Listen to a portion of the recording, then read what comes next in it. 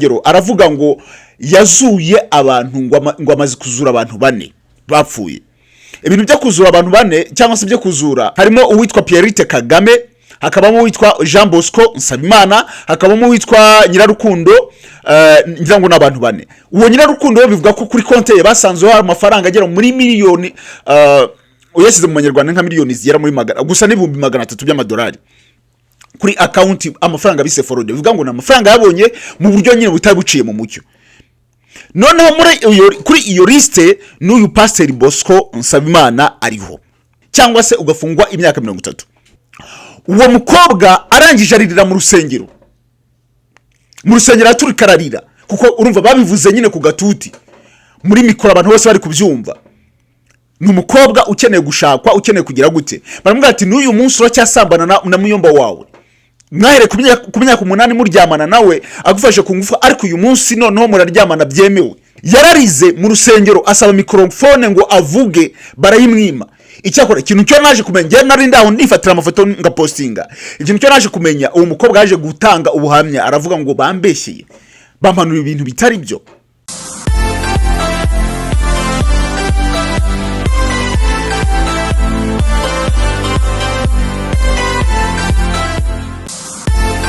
Reka nongere mbifurize ibihe byiza mwe mwese mukomeje kubana natwe kuri Kame TV Rwanda. Amazina yanjye ni Chris Kame nko musanzwe mumenyereye.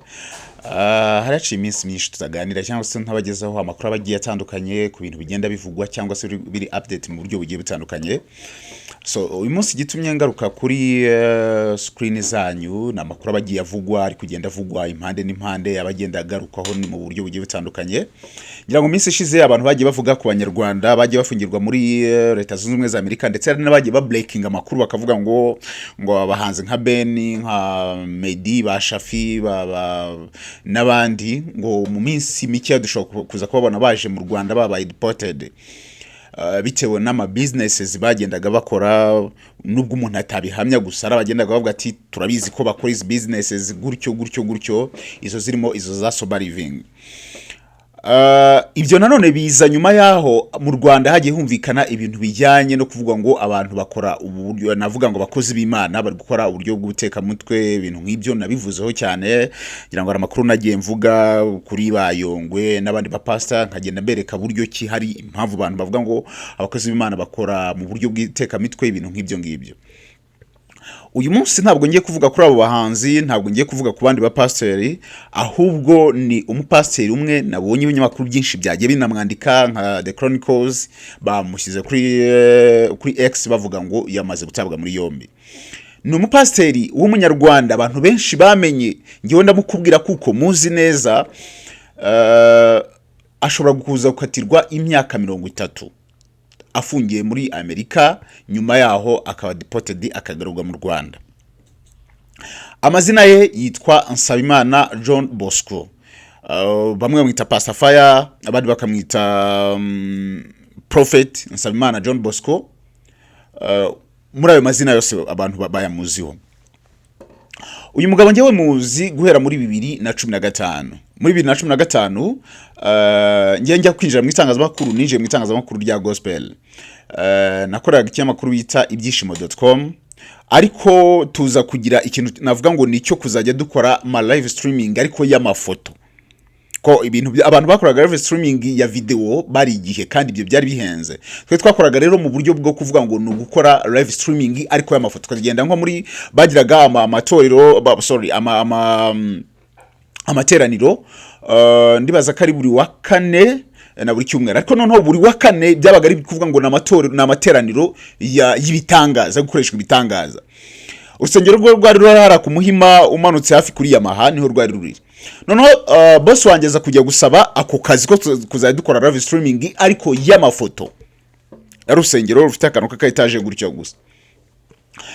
Muri urwo rusengero ibitangaza byakorerwagamo rwose bo nta wamenya niba ari by'Imana cyane batari by'Imana gusa byarakorerwaga.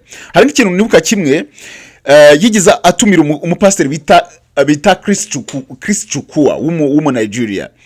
Uwo mugabo yaraje ku manwa y'ihangu ari gusenga, hari ibintu bavugira ngo Holy Ghost, ngo sinzi ngo fire akagufata ugahita ugwa. noneho yarahanuraga uwo mpasiteri w'umunyanigeriya akamubwira ati we yari yamubwiye ngo ugomba gukora ibitangaza ku buryo urumva yagomba kumara iminsi 4 ku buryo abantu batura ugasiga unyubakira urusengero yari yo gahunda. Noneho akazavuga ngo mutura amafaranga mugire gutya mugure mama pasiteri inkweto mugure pasiteri ikoti mugure ibintu nk'ibyo. Mu gihe cy'iminsi 4 bari bamaze gutura amafaranga menshi cyane kabisa. Uyu mugabo yaravuga ati kugeza ubwo ndekereza ko muri za hari igihe haje kuba inkundura yo gufunga insengero nyuma nawe ndetse aza no gutabwa muri yombi. Mu bantu batawe muri yombi icyo gihe barwagi barafunzwe aba bitwa ba ntambara bivuga ko n'uyu nguyu yafunzwe ariko nyuma aza kuvamo ndetse urusengero warwimurira muri hotel bitaga Umubano no abantu bagiye gusengera mu machache. Umunsi umwe ari mu rusengero aravuga ngo yazuye abantu ngo amazi kuzura abantu 4 bapfuye. Ibintu byo kuzura abantu 4 cyangwa se byo kuzura mazi kubyumva kwa pasiteri bagira muri b'abanyafrika banza ari nka 2 cyangwa 3 ariko nta numwe umuntu ngira ngo n'umuntu umwe niba mwarigize mubona video y'igi trending y'umupasiteri bita Aflukawu n'umukongomani ariko uba afite church muri Johannesburg abungu bakora muri South Africa niwe muntu ufite video yavuze ngo yazuye umuntu. Muri iyo video bigaragaza yari ku munsi wa 5 ngo bagiye mu matora afite urusengero runini bagiye mu materaniro none ngo ba ari muri church umuasha we akaza kumusohora mu rusengero aramuga ngo hanze ari abantu bagushaka none ngo arasoka ageze hanze asanga abantu bafite isanduku. Iyo sanduku yari irimo umuntu uryamye kuko bigaragara nyine nkaho ari umurambo afite bamushyize amapamba mu mazuru ibintu nk'ibyo ngibyo kwa video ndaza kuko bashyiriraho cyangwa reka mbanze nk'abashyirireho. Hello Elliot Jesus, lift your hands ila kalamasa barabasa tabasa Zeti.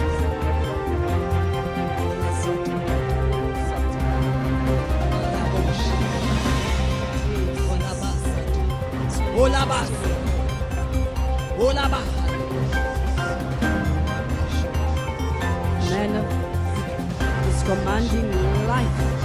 Rise up! Yes! Come on! Yes! Come on! Hey! Hey! Rising up! Hey! Jesus!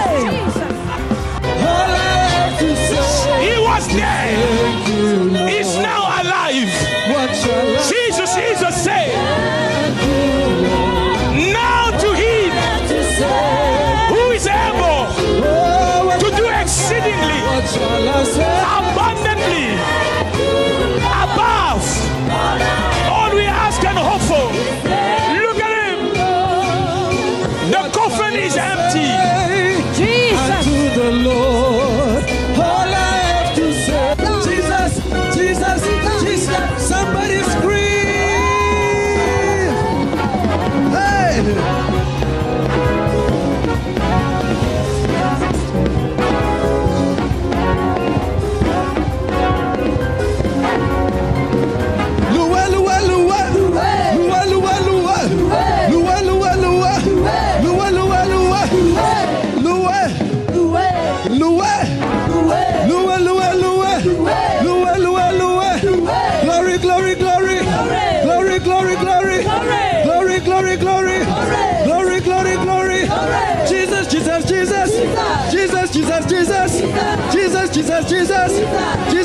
Jesus.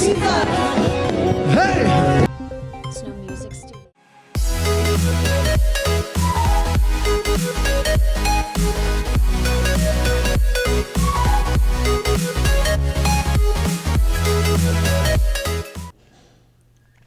Muri aka video bigaragara ko yarasotse noneho asanga uriya mugabo ari bamuzanye ku rusengero ariko bivuga ko ari abantu bo muri Zimbabwe ngo bari umuntu wabo yari yapfiriye muri South Africa noneho ngo bagiye kumujyana kumushyingura muri Zimbabwe noneho ngo bamucisha ku rusengero kuri Hallelujah Ministries ngo barebe pastor ngamuzure nyuma bigaragara ko mu byukuri bigaragara nkaho yamuzuye ariko noneho we ubwe nyuma yaje guhakana aravuga ngo ntabwo yari yapfuye ngahubwo ngo yakoze ikintu cyo kumugarura mu imbaraga ngo ntabwo yari yapfuye ariko muri video bigaragaza bari kuvuga ngo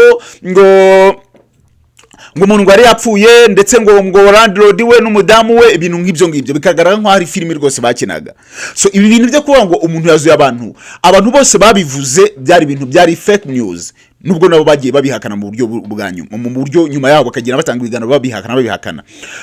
Bosco we yaravuze ngo nazuye abantu 4 icyo gihe ndetse yararimo abivuga ariko ari no kuvuga ku bya Rugagi yavuze ngo Shanita ngazaba Miss Rwanda ibintu nk'ibyo byo kwasengera muri church aza kumuvuguruza, mbese ni ibintu byagiye biba mu scenario. Ariko noneho uyu mugabo ibyo bintu byaje kuba business usengeza naho yanze nawe aza gufata urugendo ajya muri Leta Zunze Ubumwe za Amerika. Ageze muri Leta Zunze Ubumwe za Amerika nk'abandi banyarwanda cyangwa se abandi banyafrika bose ngo business ziri gukorwa bitwa ngo ni za sober living. Sober living ngo kugenda ngo bafata abantu ngo urumva sober mu busanzwe nuko umuntu ari fresh atanyo yatagize gute mbese ari fresh. Noneho sober living no kuba muri ubwo buzima butarimo ubuyobya bwenge. Noneho ngo abantu bari gukora izo business zo kugira ngo bafashe leta, ariko leta ngo hari amafaranga igenda yishyura kuri buri muntu bafashije mu buryo niba wowe wafashe abantu runaka. Hari umuntu umwe twarimo tuvugana arambwira ngo ibyo bintu ngo ni nk'uburyo ngewe nshobora kuba ndi muri Amerika nkavuga ngo ngewe ngiye gufasha leta ngashaka nk'inzu ngafata nk'abantu runaka ngewe nkazajya mbatunga. None ariko bikorwa n'abantu bafite niba nabyita tin number sinzi nyine abantu babyemerewe. Noneho hakaba ari amafaranga leta igenda ibaha kuri buri muntu, bivuga ko ngo umuntu umwe bamwandikira niba ari $5,000 ku munsi, niba ari sinzi niba ari ku munsi niba ari kurumva n'amafaranga menshi. Noneho hari ibintu rero byajemo ngo navuga ngo ni by'ubwesukoro cyangwa se bitabo fraude, abantu bakavuga ngo urugero ngiye mfite abantu 5 noneho ariko nkazajya nandikisha abantu barenze babandi kugira ngo mpabwe amafaranga menshi, cyangwa se abantu bamaze kuba fresh ngongera nkabagarura nkavuga ngo rubundi cyabafite leta igakomeza kama amafaranga. Ibyo rero byaje ngo kuba saga Leta Zunze Ubumwe za Amerika batangira kubona ko hari amafaranga leta iri kugenda itanga mu buryo butemewe cyangwa se mu buryo abantu bari kuyibeshya batangira gukora umukwabo. Muri umukwabo ejo bundi muri uku kwezi ngira ngo kurimo bafashe abantu bagira mu 8 babashinja icyaha cya fraude. Muri abo bantu harimo abanyarwanda 4, harimo uwitwa Pierrite Kagame, hakabamo uwitwa Jean Bosco Nsabimana, hakabamo uwitwa Nyirarukundo ngira ngo n'abantu 4. Uwo Nyirarukundo bivuga ko kuri konte ye basanzwe hari amafaranga agera muri miliyoni uyashyize mu Banyarwanda nka miliyoni zigera muri magana gusa n'ibihumbi 300 by'amadolari kuri account, amafaranga bise fraude. Bivuga ngo n'amafaranga yabonye mu buryo nyine butabuciye mu mucyo.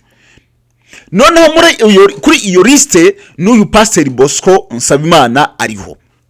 Bamwanditse ko kuri tin number cyangwa se yes kuri navuga ngo ni tin number yabayishyizeho ngo ni G 059,344. Bandika yagiye yavukiye ku itariki enye z'ukwezi kwa 4 muri 75. Bamufashe ku itariki ya 16 z'ukwezi kwa 11 uyu mwaka turimo.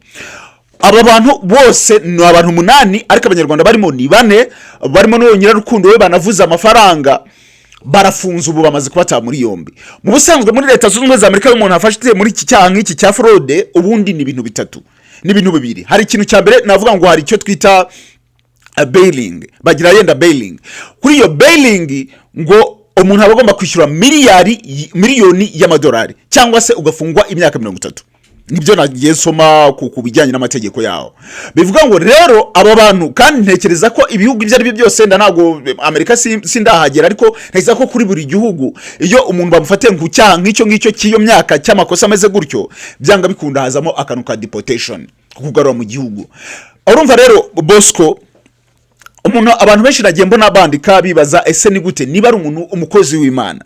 Buri hari abantu bagera yari akuvuga ngo umuntu akorera Imana mu buryo bwiza cyangwa se mu buryo navuga ngo mu buryo bw'ukuri no mu mwuka yabona kugira agashinga itorero cyangwa agakomeza business z'itorero. Ariko yagezeyo nanone aravuga ngo yenda ibintu ntabwo bigize reka njye muri ibingi bya business. Ntabwo bivuga ko abakozi b'Imana badakora business, ariko nigize numva ikiganiro kimwe cy'umukozi w'Imana witwa Apostle Paul Gitwaza aravuga ngo nta kindi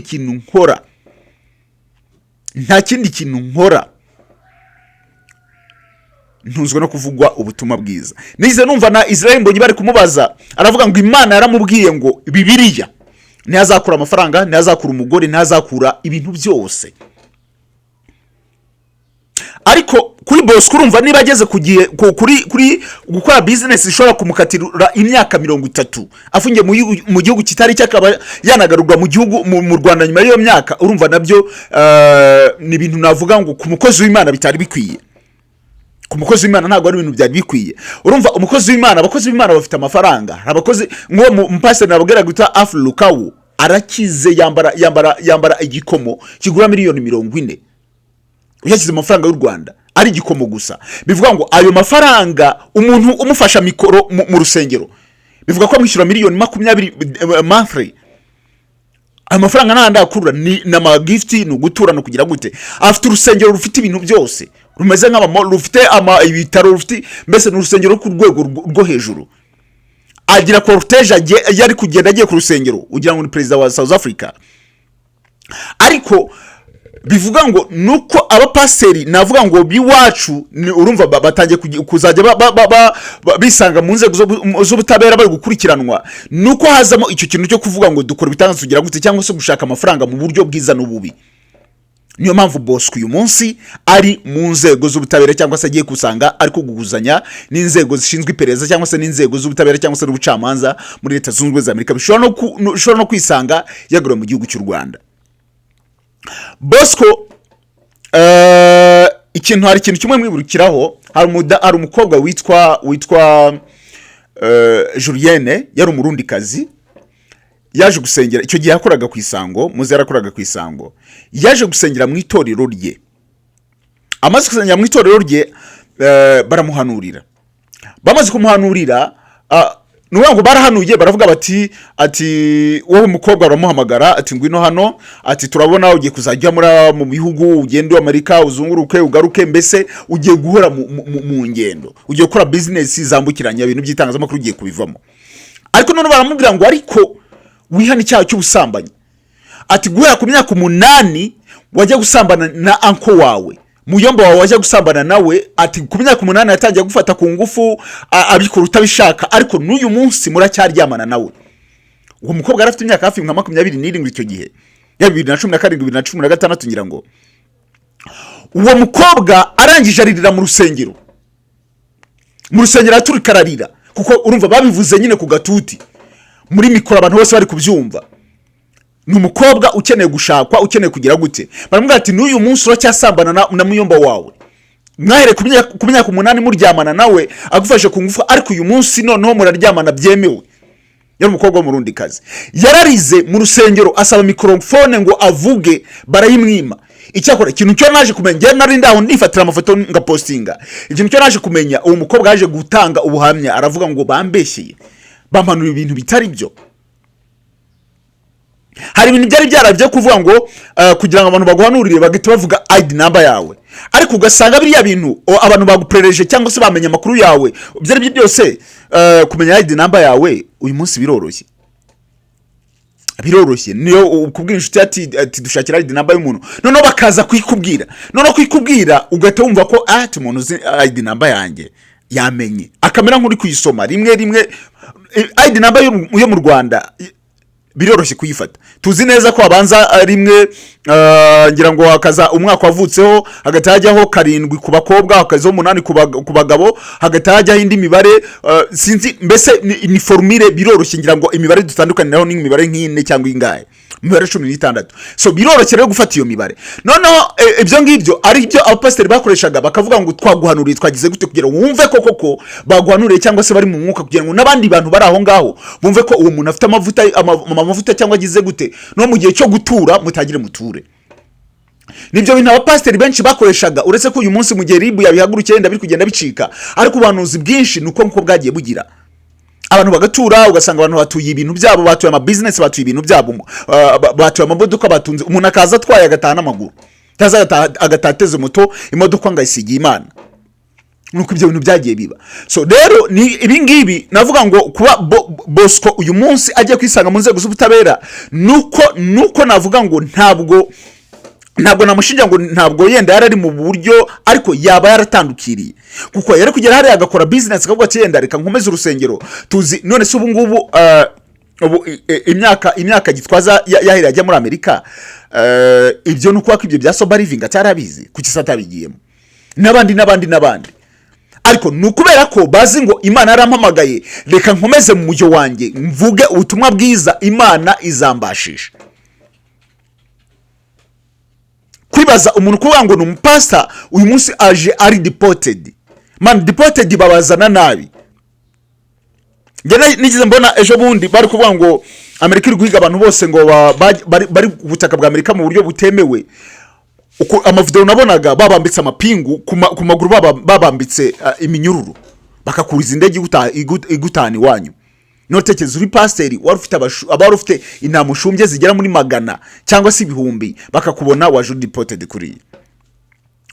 Nibyo ibintu bigiye biri kuvuga ku bakozi b'Imana. Icyakora hari n'ubundi buhanuzi nabonye biri kuvuga ngo umuntu witwa Pastor Isayi nawe ngo Imana igiye kumukubita inkoni.